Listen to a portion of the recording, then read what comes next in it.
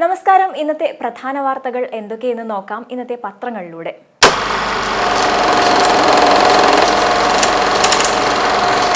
ആദ്യത്തെ പത്രം ദീപികയാണ്. ദീപികയിൽ പ്രാധാന്യത്തോടെ നൽകിയിരിക്കുന്നത് ശശിയെ തള്ളില്ല എന്ന തലക്കെട്ടോടെ PV അൻവർ MLA കഴിഞ്ഞ ദിവസം പാർട്ടിക്ക് പരാതി നൽകിയിരുന്നു. അൻവർ പാർട്ടിക്ക് നൽകിയ പരാതി CPM സംസ്ഥാന സെക്രട്ടേറിയറ്റ് ചർച്ച ചെയ്തെങ്കിലും അതിൽ യാതൊരു തീരുമാനവും കൈക്കൊണ്ടിട്ടില്ല എന്ന വാർത്തയാണ് നൽകിയിരിക്കുന്നത്. ഒപ്പം ശശിക്കെതിരെ പാർട്ടി സെക്രട്ടറിക്ക് രേഖാമൂലം പരാതി നൽകുമെന്ന് അൻവറിന്റെ ആ ഒരു പ്രതികരണവും നൽകിയിട്ടുണ്ട്. തൊട്ടുതാഴെയായി ലൈംഗിക പീഡന കേസ് നിയമോപദേശം തേടാനൊരുങ്ങി പ്രത്യേക അന്വേഷണ സംഘം എന്ന വാർത്തയും നൽകിയിട്ടുണ്ട്. ഒപ്പം ദീപിക പ്രാധാന്യത്തോടെ നൽകിയിരിക്കുന്ന വാർത്ത മലയോര ടൂറിസം മേഖലകളിൽ പഠനം നടത്തണമെന്ന് ഹൈക്കോടതിയുടെ ഒരു നിർദ്ദേശത്തെക്കുറിച്ചാണ്. സംസ്ഥാന മലയോര ടൂറിസം മേഖലകളിൽ ഒരേ സമയം എത്ര ആളുകളെ ഉൾക്കൊള്ളിക്കാനാകുമെന്നത് സംബന്ധിച്ച് പഠനം നടത്തണമെന്നാണ് ഹൈക്കോടതി പറഞ്ഞിരിക്കുന്നത്. തൊട്ടുതാഴെ കുവൈറ്റിൽ ഇറാനിയൻ കപ്പൽ മുങ്ങി 2 മലയാളികൾ ഉൾപ്പെടെ 6 പേർ മരിച്ച വാർത്തയും നൽകിയിട്ടുണ്ട്. അടുത്ത പത്രം മാധ്യമമാണ്. മാധ്യമം 2 വാർത്തകൾക്കാണ് ഇന്നേ ദിവസം വളരെ പ്രാധാന്യം നൽകിയിരിക്കുന്നത്. ആദ്യത്തെ വാർത്ത സംവരണം അട്ടിമറിച്ച NG 3ാം അലോട്ട്മെന്റ് റദ്ദാക്കി. രണ്ടാമത്തെ വാർത്ത ഉരുണ്ടുകളിച്ച് CPM. ADGP RSS കൂടിക്കാഴ്ച മുഖ്യമന്ത്രിക്ക് വേണ്ടി കണ്ടിട്ടില്ലെന്ന് പറയുമ്പോഴും കൂടിക്കാഴ്ച നിഷേധിക്കാതെ പാർട്ടി സെക്രട്ടറി. ഈ 2 വാർത്തകളാണ് മാധ്യമം വളരെ പ്രാധാന്യത്തോടെ നൽകിയിരിക്കുന്നത്. അതിൽ ആദ്യത്തെ വാർത്ത അത് സംവരണം അട്ടിമറിച്ച കേരള എഞ്ചിനീയറിംഗ് പ്രവേശനത്തിന്റെ 3ാം അലോട്ട്മെന്റ് റദ്ദാക്കി എന്നതിനെ കുറിച്ചുള്ള വാർത്തയാണ്. രണ്ടാമത്തെ വാർത്ത എന്ന് പറയുന്നത് ADGP MR അജിത് കുമാർ മുഖ്യമന്ത്രിക്ക് വേണ്ടി RSS നേതാവുമായി ചർച്ച നടത്തിയെന്ന ആരോപണത്തിൽ CPM ഉരുണ്ടു കളിക്കുന്നു എന്ന തരത്തിലാണ് വാർത്ത നൽകിയിരിക്കുന്നത്.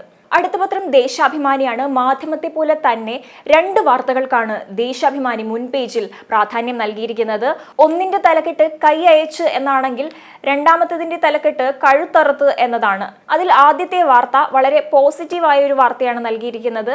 ഓണം പ്രമാണിച്ച് സർക്കാർ ജീവനക്കാർക്കും അധ്യാപകർക്കും 4000 രൂപ ബോണസ് ലഭിക്കുന്നതിനെ കുറിച്ചും അതുപോലെ ബോണസിന് അർഹതയില്ലാത്തവർക്ക് പ്രത്യേക ഉത്സവ ബത്തയായി 2750 രൂപ നൽകുന്നതിനെ കുറിച്ചും നൽകിയിട്ടുണ്ട്. ഒപ്പം തന്നെ 62 ലക്ഷം പേർക്ക് 2 ഗഡു ക്ഷേമ പെൻഷൻ നൽകുന്നതിനെ കുറിച്ചും KSRTCയിൽ ഒറ്റ ഗഡുവായി നൽകുന്നതിനെ കുറിച്ചും താഴെ തന്നെ ഹരിതകർമ്മ സേനയ്ക്കും ഉത്സവ ബത്ത നൽകുന്നതിനെ കുറിച്ചും ഒരു ചിത്രം ഉൾപ്പെടെ വാർത്ത നൽകിയിട്ടുണ്ട് ദേശാഭിമാനി. തൊട്ടടുത്ത് തന്നെ നൽകിയിരിക്കുന്നത് നേരെ വിപരീതമായൊരു വാർത്തയാണ്. കഴുത്തറുത്ത് എന്ന തലക്കെട്ടോടെ ടിക്കറ്റ് നിരക്ക് 4 ഇരട്ടി കൂട്ടി സ്വകാര്യ അന്തർ സംസ്ഥാന ബസ്സുകൾ എന്ന വാർത്തയാണ് നൽകിയിരിക്കുന്നത്. അതിൽ അന്തർ സംസ്ഥാന ബസ് കൊള്ള ഇങ്ങനെ എന്ന് പറയുന്ന ഒരു പട്ടികയും ഒപ്പം ഗൾഫ് നാടുകളിൽ നിന്ന് കേരളത്തിലേക്കുള്ള വിമാന നിരക്കിൽ വർധന 5 ഇരട്ടി വരെ ആക്കിയതിനെ കുറിച്ചും ഒരു പട്ടിക ഉൾപ്പെടെ ദേശാഭിമാനി വാർത്തയിൽ നൽകിയിട്ടുണ്ട്. അടുത്ത പത്രം മാതൃഭൂമിയാണ്. മാതൃഭൂമിയിൽ ആദ്യം തന്നെ നൽകിയിരിക്കുന്നത് ശശിയെ തൊടില്ല എന്ന വലിയ തലക്കെട്ടിൽ മുഖ്യമന്ത്രിയുടെ പൊളിറ്റിക്കൽ സെക്രട്ടറി P ശശിക്കും ADGP അജിത് കുമാറിനുമെതിരെ PV അൻവർ ഉന്നയിച്ച പരാതികളിൽ CPM തീർപ്പിലെത്തി എന്നതാണ് വാർത്ത. അതിൽ നൽകിയിരിക്കുന്ന പ്രധാനപ്പെട്ട വിവരങ്ങൾ ഇതൊക്കെയാണ്. P ശശിക്ക് വീഴ്ചയില്ലെന്ന് MV Govindan. അൻവർ ആരോപണങ്ങളിൽ പരസ്യമായി പറഞ്ഞത് ശരിയായില്ല. ഉന്നയിച്ച പരാതികൾ പാർട്ടി അന്വേഷിക്കില്ല എന്നിവയാണ്. ഒപ്പം RSS നേതാവിനെ ADGP കണ്ടാൽ ഞങ്ങൾക്ക് എന്താ എന്ന് MV ഗോവിന്ദൻ മാഷിന്റെ ഒരു പ്രതികരണവും നൽകിയിട്ടുണ്ട്. അതുപോലെ അൻവറിന്റെ മൊഴിയെടുക്കുന്നത് ഇന്ന് എന്നും നൽകിയിട്ടുണ്ട്. ഈ വാർത്തയ്ക്കുള്ളിൽ തന്നെ MV ഗോവിന്ദൻ കഴിഞ്ഞ ദിവസം പറഞ്ഞതും PV അൻവർ പറഞ്ഞതും അതുപോലെ തന്നെ PV അൻവർ മലപ്പുറത്ത് വെച്ച് സംസാരിച്ചതും എല്ലാം തന്നെ വിശദമായി നൽകിയിട്ടുണ്ട്. മാതൃഭൂമി അടുത്തതായി വളരെ പ്രാധാന്യത്തോടെ നൽകിയിരിക്കുന്ന വാർത്ത നവമാധ്യമ ഇടപെടലിൽ പ്രൊഫഷണലാകാൻ CPM എന്നതാണ്. വെട്ടുകിളികളെ വെട്ടും എന്ന തലക്കെട്ടും നൽകിയിട്ടുണ്ട്. വാർഡുകളിൽ വരെ പ്രൊഫഷണൽ കോർഡിനേറ്റർമാർ, തലപ്പത്ത് നികേഷ് കുമാർ എന്ന സൂചന എന്നിവയാണ് ഈ വാർത്തയിൽ നൽകിയിരിക്കുന്നത്. വേതനം നൽകിയുള്ള പ്രവർത്തനം എന്ന ചെറിയ തലക്കെട്ടോടെ അതിനെക്കുറിച്ചുള്ള മറ്റു വിവരങ്ങൾ നൽകിയിട്ടുണ്ട്. തൊട്ടടുത്തായി വാട്സപ്പ് ഗ്രൂപ്പുകൾക്ക് പ്രൊഫഷണൽ കോർഡിനേറ്റർ എന്നും നൽകിയിട്ടുണ്ട്. മാതൃഭൂമിക്ക് ഇന്നൊരു സപ്ലിമെന്ററി പത്രം കൂടിയുണ്ട്. അതിൽ നൽകിയിരിക്കുന്ന വാർത്തകൾ എന്തൊക്കെയെന്ന് നോക്കാം. ഈ ബസ്സുകൾ നാടുകടത്തി എന്ന വാർത്തയാണ് ആദ്യം തന്നെ നൽകിയിരിക്കുന്നത്. നഗരത്തിൽ തിരക്ക് കുറഞ്ഞ പൊതുഗതാഗത സംവിധാനം ഒരുക്കാൻ സ്മാർട്ട് സിറ്റി പദ്ധതിയിൽ തിരുവനന്തപുരം കോർപ്പറേഷന്റെ സഹായത്തോടെ വാങ്ങിയ ഈ ബസ്സുകൾ KSRTC നാടുകടത്തി എന്ന വാർത്തയാണ്. നഗരത്തിൽ ഓടേണ്ട ബസ് കൊല്ലത്തേക്ക് സിറ്റി സർക്കുലർ പൊളിച്ചെടുക്കി എന്നിവ ഈ വാർത്തയ്ക്കൊപ്പം നൽകിയിട്ടുണ്ട്.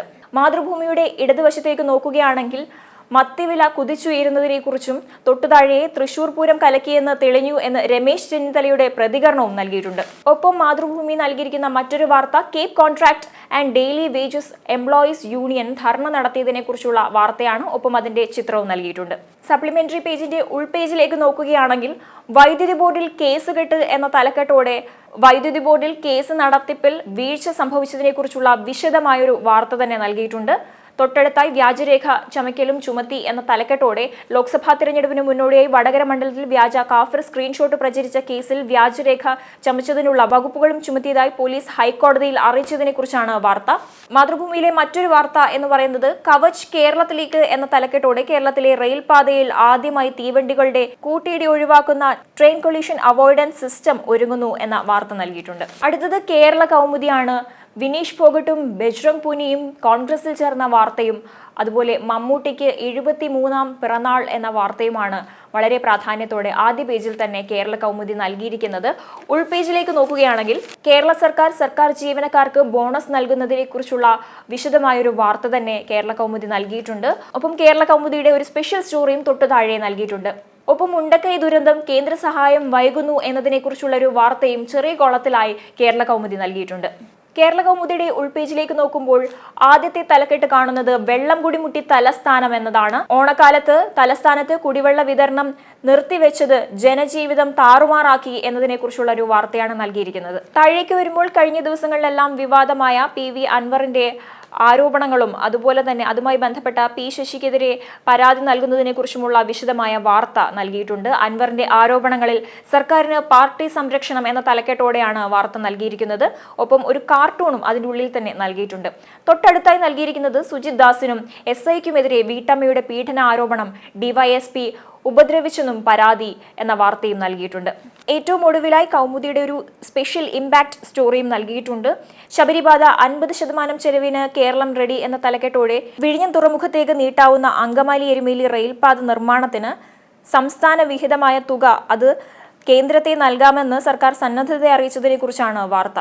അവസാനത്തെ പത്രം ജന്മഭൂമിയാണ്. ശശിയെ തൊടാൻ പാർട്ടിക്ക് പേടി എന്ന വലിയ തലക്കെട്ടോടെ ഒരു 3 കോളം വാർത്ത നൽകിയിട്ടുണ്ട്. മുഖ്യമന്ത്രിയുടെ പൊളിറ്റിക്കൽ സെക്രട്ടറി P ശശിയെ CPMന് പേടി എന്ന രീതിയിലാണ് ആ വാർത്ത നൽകിയിരിക്കുന്നത്. തൊട്ടടുത്തായി ജയരാജൻ സെക്രട്ടേറിയറ്റ് ബഹിഷ്കരിച്ചു എന്ന വാർത്തയും നൽകിയിട്ടുണ്ട്. EP ജയരാജനെ കുറിച്ചാണ് വാർത്ത. ജന്മഭൂമിയുടെ ഇടതുവശത്തേക്ക് നോക്കുമ്പോൾ സർക്കാർ ജീവനക്കാർക്ക് 4000 രൂപ ബോണസ് നൽകുന്നതിനെ കുറിച്ചുള്ള വാർത്തയും തൊട്ടുതാഴെ അന്വേഷണത്തിൽ ഇടപെട്ട് അജിത് കുമാർ എന്ന തലക്കെട്ടോടെ തനിക്കെതിരായ അന്വേഷണത്തിൽ ഇടപെട്ട് ADGP MR അജിത് കുമാർ എന്ന വാർത്ത നൽകിയിട്ടുണ്ട്. ഒപ്പം സംഗീത നാടക അക്കാദമിയിൽ ഭിന്നത രൂക്ഷം, ഫ്രാൻസിസ് T മാവേലിക്കര രാജിവെച്ചു എന്ന തലക്കെട്ടോടെ കേരള സംഗീത നാടക അക്കാദമിയിൽ ഭിന്നത രൂക്ഷമായതും 8 വർഷമായി എക്സിക്യൂട്ടീവ് അംഗമായി പ്രവർത്തിക്കുന്ന പ്രശസ്ത നാടകകൃത്ത് ഫ്രാൻസിസ് T മാവേലിക്കര അംഗത്വം രാജിവെച്ചതിനെ കുറിച്ചുള്ള വാർത്തയും നൽകിയിട്ടുണ്ട്. ഇത്രയുമൊക്കെയാണ് ഇന്നത്തെ പ്രധാന വാർത്തകളും പ്രധാന തലക്കെട്ടുകളും. അടുത്ത ദിവസം വീണ്ടും കാണുന്നതുവരെ നമസ്കാരം.